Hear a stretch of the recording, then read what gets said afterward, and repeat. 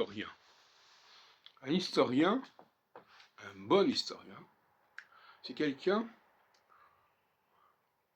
qui a le sens de la chronologie, de la vraie chronologie et de la vraie semblance.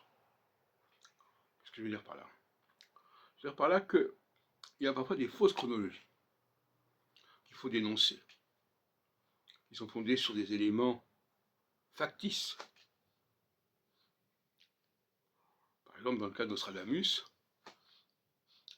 les chronologies fondées sur les dates apparaissant sur les documents est complètement problématique.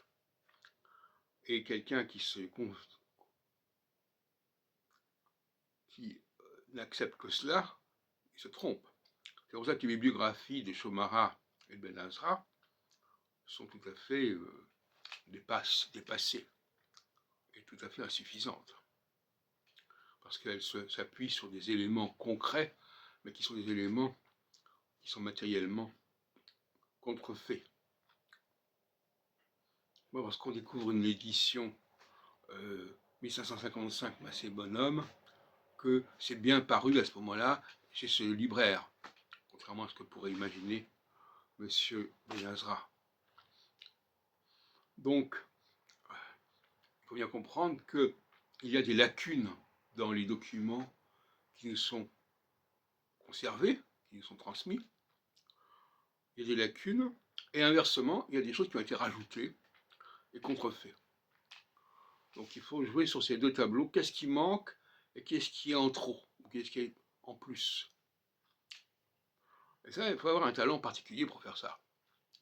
Et le rôle de l'université, c'est de repérer ceux qui ont ce talent. Et de leur donner l'occasion de le montrer par des mémoires, par des thèses, etc. Il ne s'agit pas de montrer que la personne a un côté scolaire bien rangé.